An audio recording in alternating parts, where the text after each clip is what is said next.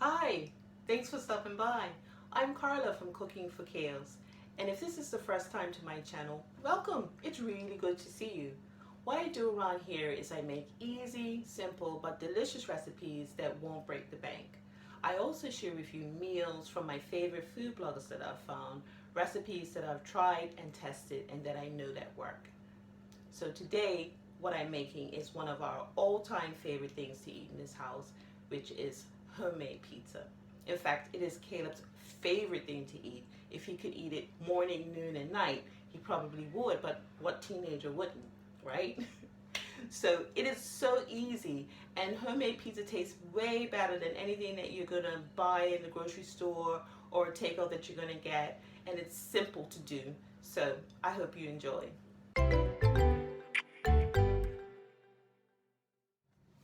Okay, so making pizza could not be easier. All that's required is some water, tippet water, and what I do, lukewarm water, what I do is I put my finger in it and I just see whether or not it's sort of like saying blood temperature, and I think that is a cup of water in a bowl. A little bit of sugar, about a teaspoon. The sugar, you put the sugar in because you're going to put yeast in a minute, and the yeast, I'm putting dry yeast in, and this kind of wakes up the yeast. I've been conserving my yeast. Can't find yeast on the shelves lately, so I'm just using about a teaspoon of yeast as well, and I just let that sit for a minute. It's really not that complicated. I mean, I've been making pizzas, and the first pizzas I made, I was just, very concerned about every last little ingredient, every measurement. And I've made so many pizzas over the years, and I can tell you that you can't mess up with this. So what you need to do is just not fret about it. It will be totally fine. Even if you didn't have yeast, you can make pizzas with no yeast, and that will be fine.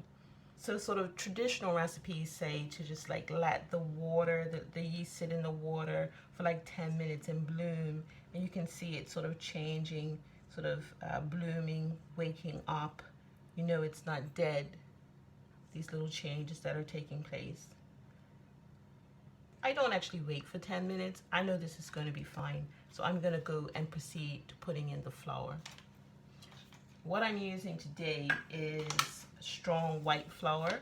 This is bread flour, but you can also use all-purpose flour. That would work fine. I've made hundreds of pizzas with all-purpose flour, and they work out just fine. But I'm putting in about 2.5 cups of flour.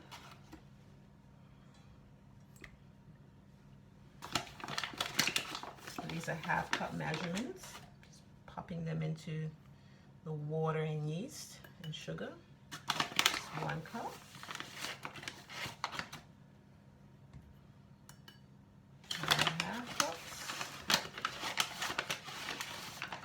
And this will yield enough dough for 2 pizzas, thin crust pizzas. It's 2 cups.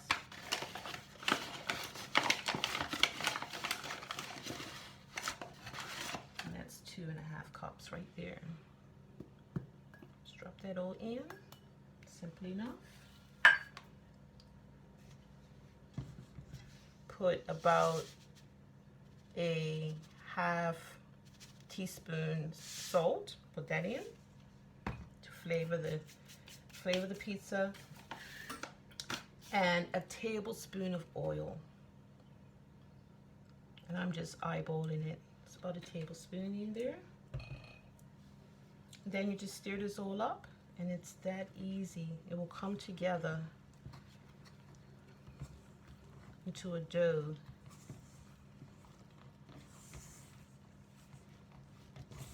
It looks dry, but it will come together.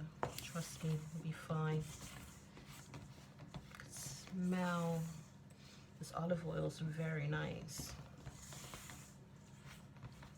So I mix it, as you can see, with a wooden spoon first. Just kind of scrape all of the flour around the bowl. Get it all incorporated. It looks a little dodgy right now, but it will come together, trust me. You don't need to have a mixer or anything like that. Just a bowl, a spoon, and you are good to go.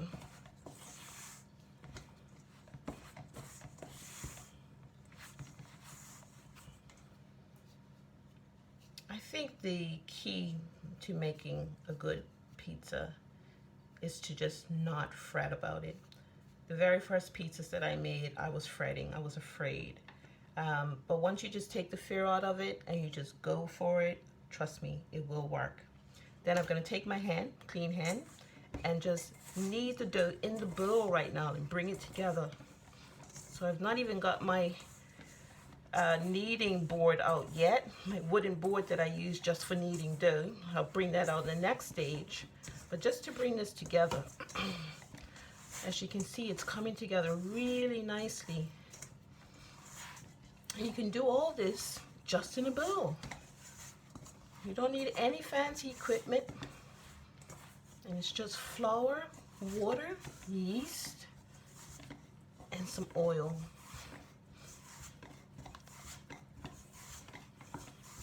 So just kneading it till it comes together.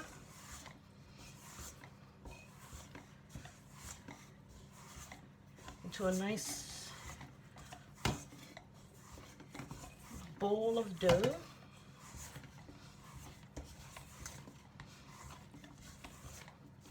Now, if I was using all-purpose flour, I wouldn't even let this rest for very long. But this feels quite stiff to me. It's the first time that I'm using this particular flour. It's the only flour that I could find on the shelves lately. And I think what I'm going to do is allow this to rest a bit.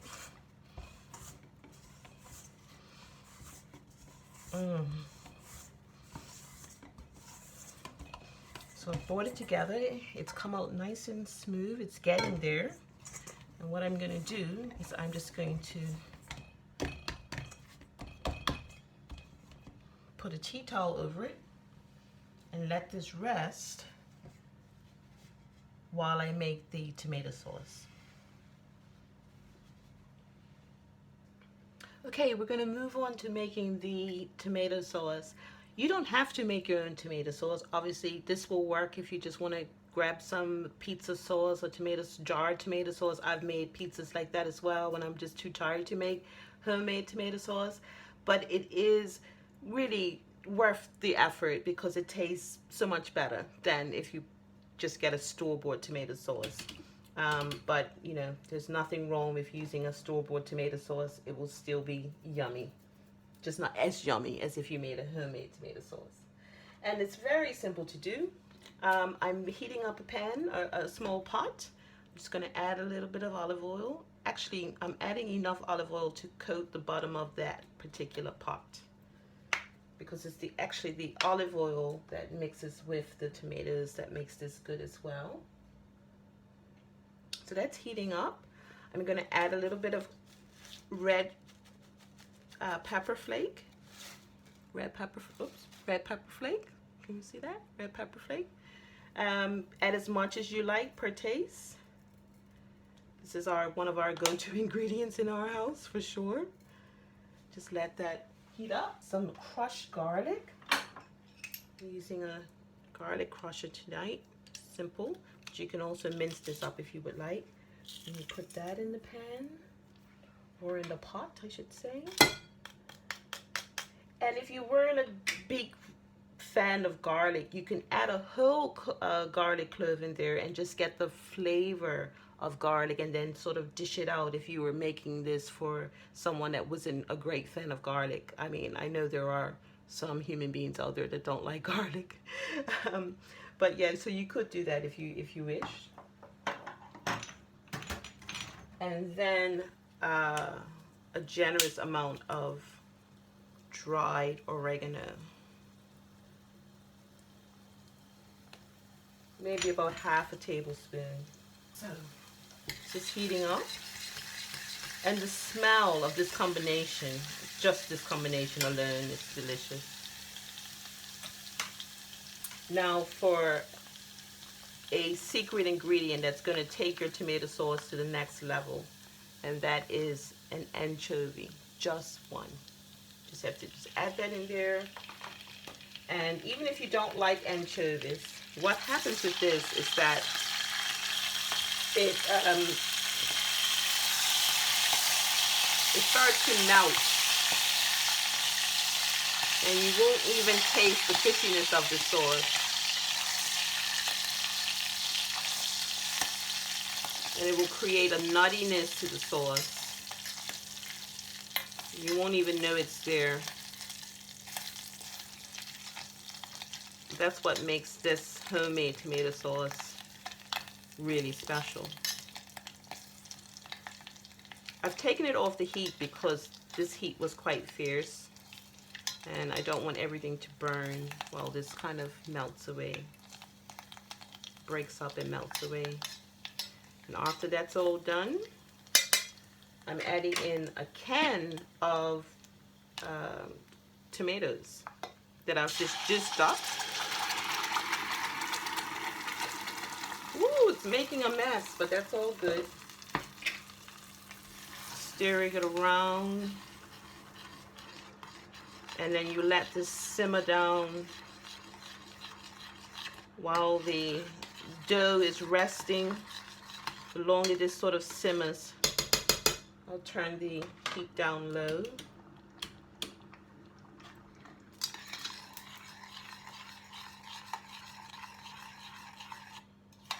Stir it in, make sure everything is incorporated. Oh God, it smells so good.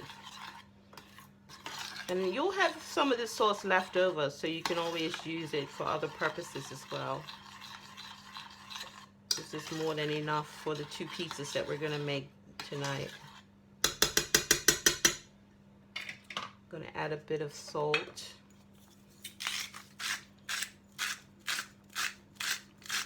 Just to taste.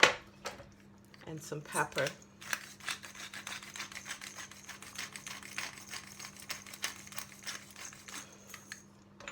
Stir that back in. The anchovy has disappeared, but it's led its wonderfulness to the sauce. It sacrificed itself. And put the top on and just let that simmer until we're ready for the dough. Okay, so my dough has been resting for about 45 minutes, and I'm going to start to roll it out into the pizza shapes. Put this to the side. Yeah, it's gotten a bit softer, definitely. What I'm going to do is flour my board here, and this is a board that I use only for making breads. I got it from IKEA. It's fantastic. That feels good. So I've just taken the dough out of the bowl. I put it on the board after I floured it.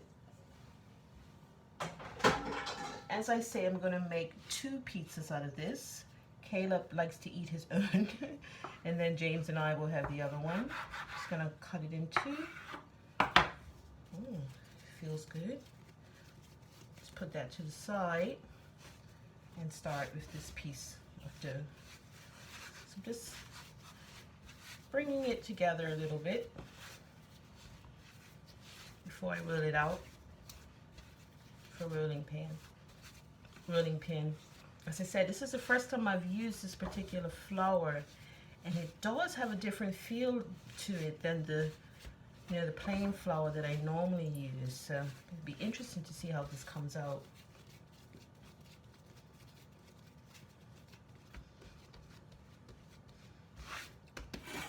I think what I really want you to know is that you should just give it a try, and the more you make them, the more you'll get to know what works and what doesn't work.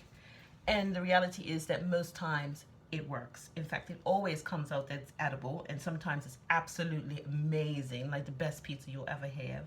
And other times it's just like, not too bad.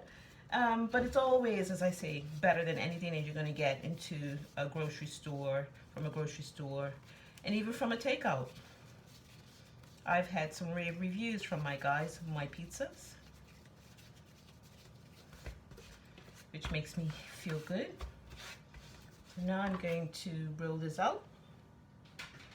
I'm going to put a little bit of flour. This is quite a dry dough, it feels. And just start to work it out. Flip it around. And I am happy to do like free form dough. Just doesn't have to be any particular shape. I'm not one for exact round pizzas. In fact, the pan that I'm going to put it in is rectangular, so I want it to be kind of long. Yep. Oh yeah, she feels good. I'm going to keep working it. Do a little bit on the sides.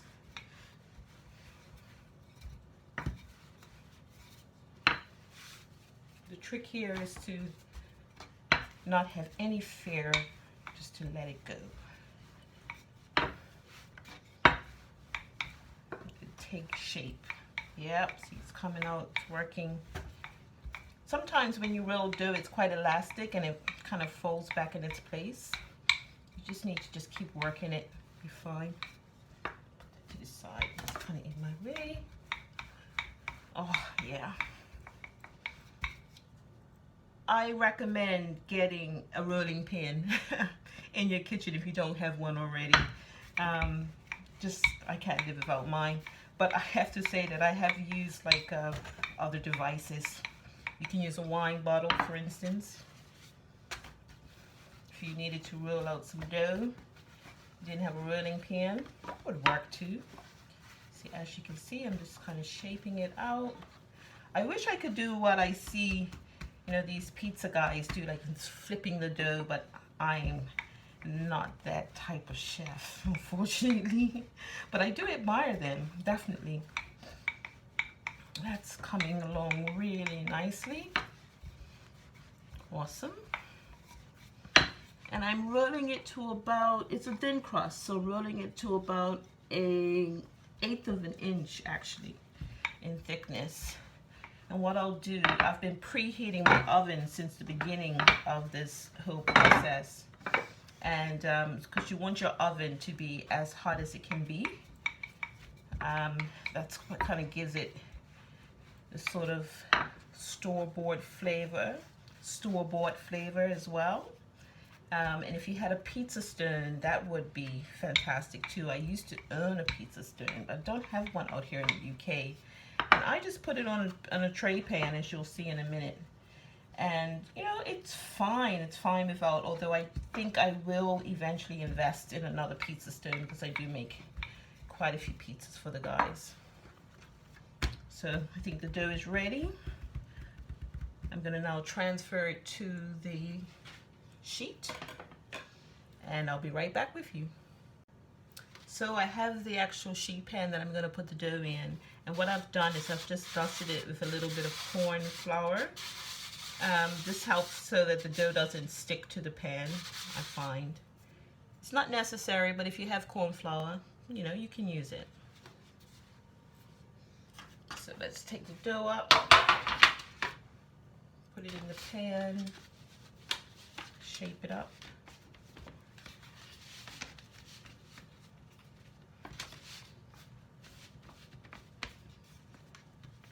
Made it a bit long, so I'm just going to roll that over. That'll be quite a bit of crust on the end, but that's okay. This is the beauty of this stuff. It just doesn't have to be perfect to still taste delicious. I'm kind of putting little knobs in it. That's not necessary either. It's just something that I always do. You don't have to. What I'm going to do is I'm going to put this in my preheated oven for just 2 minutes, just so that the dough gets a head start before I put the toppings on it. Okay, so I've just taken the dough out of the oven. It was in there for just 2 minutes to sort of start baking, par baking the actual dough so that it cooks through the whole process. And then the next step is I'm going to add some of the delicious tomato sauce that I made, the homemade tomato sauce that I made, onto here. Smells amazing already. Just spread that all over the actual dough. You can see sort of the olive oil that I put in. It really does add flavor to this, you know, can of tomatoes. It makes it really yummy. So that should be enough. You don't want to put too much, but actually, you know, you can put as much as you like. But I recommend not putting too much. You don't want it to be soggy. And then what I've done is I've prepared some vegetables. I'm making the toppings today are some red pepper, some onions, some mushrooms, and fresh mozzarella. And I also am going to put a little bit of cheddar on as well. So you just need to sprinkle these around all over. So it's a really nice vegetarian meal. And this great thing about making a homemade pizza is that you can actually put any toppings that, you know, tickles your fancy, really.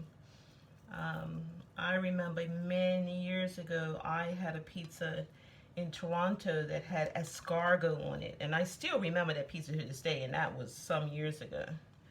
It was just such an interesting flavor combination on a pizza, and it stayed with me after all these years. But, you know, please feel free to add whatever toppings you like. We like this particular combo. I'll sprinkle mushrooms on top as well. Just throw it all in. All of it.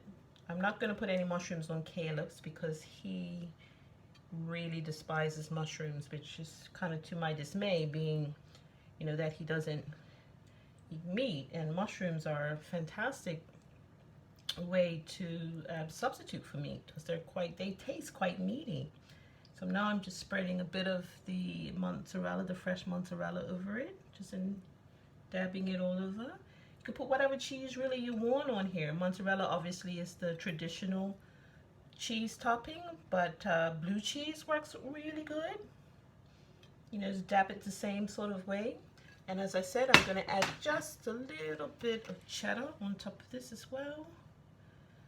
Just a little bit.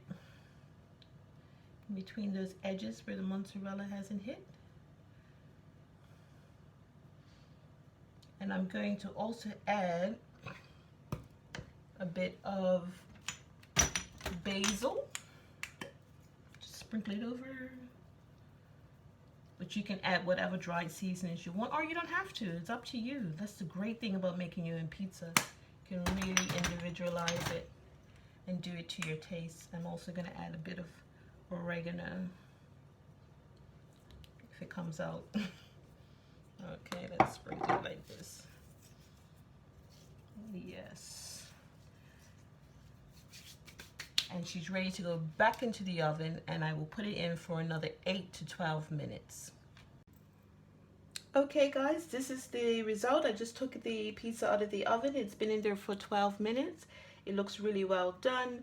The edges are all nice and brown. I did put a little bit of olive oil around the edges about 6 minutes into the cooking time, and the cheese is melted. The toppings look cooked and ready to go.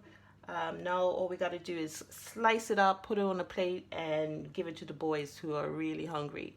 So as you can see, it's really easy to do. I hope you give it a try. Thanks for watching, and I hope to see you in the next one.